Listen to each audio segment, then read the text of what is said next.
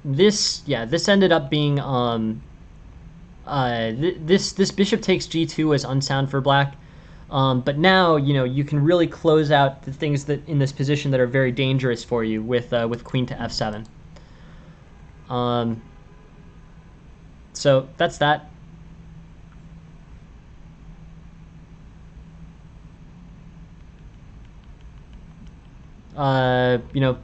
Getting out of that material loss was big.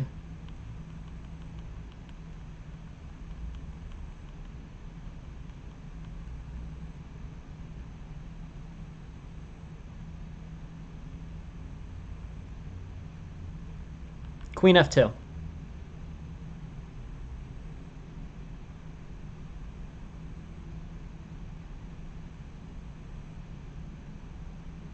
Yes, exactly. If you're up a piece, yeah. So, the rule of thumb that I said is if you're up, if you're up material, trade off pieces but not pawns. And if you're, down material, trade off pieces but not pawns. Or if you're down material, trade off pawns but not pieces. Sorry. Yeah, no. You played a great opening. You got this great position. My advice for you is, just make sure you're doing your tactics. There's a reason why that's the one emote. I'm actually going to bring up some more emotes probably today.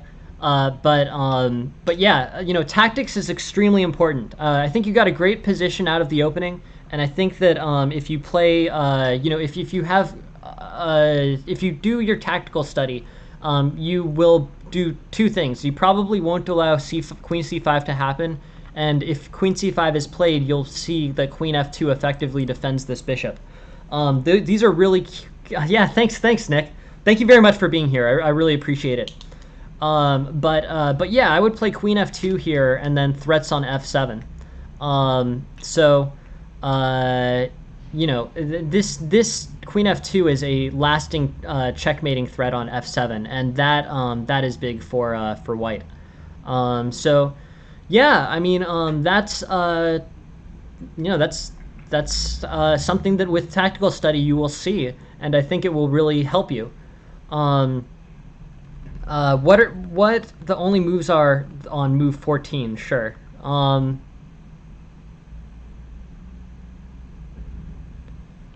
Yeah, interesting question. King h1. So here I would say, I don't have any engine or anything to work with, so I'd say king h1 works, queen f3 works, queen d2 works even. Queen d2 works with the idea in mind that on queen d2, queen c5, you play queen f2. So it's not as if move 14 was too terrible. It's just that, yeah, queen f2 and you're threatening on this f7 square. That's fine. I mean, if we want to go through all the options, b4 is probably playable. Queen to h5, probably. But there's a number of options. The main thing is more not about what your specific options were, because you'll probably never see this exact position again. But what's instead better is yeah, no problem, no problem at all. This basically this opening here is so b4 is no, not at all, Nick. Thank you very much for bringing that up. But the opportunities here instead for white are like queen to queen to f3. But the main thing I think is really just strengthening the tactical part of your game to the point where seeing queen to c5 becomes automatic. That's my recommendation for improvement for you. If you play king h1, that's cool. Whatever. But it's mainly, this should be a very automatic vision for you. Queen takes queen threatening g1 and queen to b5.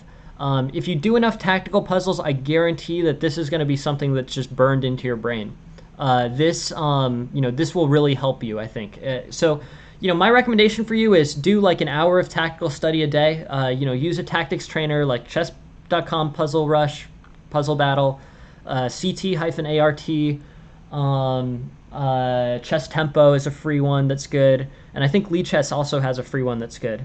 But any of those will work for you, Nick. And if you and if you do that, if you take a look at that, and you stick to a strong tactical training regimen, I think you're really going to see moves like Queen to C5 very easily. And they happen all the time. I mean, they happen in this game, and they happen many times. So you want to become basically very strong at seeing these types of moves. If you don't play them, then that's then that's sort of a missed opportunity. But you can really improve your tactical vision on this type of thing, and it will really help you in the large scale of your game. So anyways, thank you very much for sending the game in, Piano Man. I think you had great positions. I love the way that this opening went. This was really cool. I loved how it was similar to this Halloween Gambit. Very interesting situation and a cool and good opening play. Yeah, as much as you can, as many puzzles as you can. It will really help over a long period of time. It was a great game, really interesting. And I think it just comes down to tactics. Your opening theory was good, your general play was good, but tactics are where you can really improve. And what's great about that is tactics are a place where you can really improve. Like, there's no doubt in my mind, if you put in the time on tactics, your tactics will improve by a lot. And I think your game will improve by a lot. So that's where I would stick to. That's where I put time in. And if you do enough of that, I think it'll really help.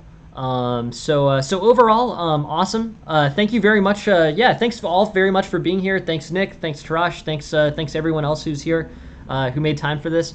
Really appreciate it. Everybody have a good day. Thanks so much, guys. Thank you very much. And I'll be back here, streaming at 6:05 p.m. Eastern time today, normal time. Have a good one, guys. I'll talk to you later. See you later. Bye.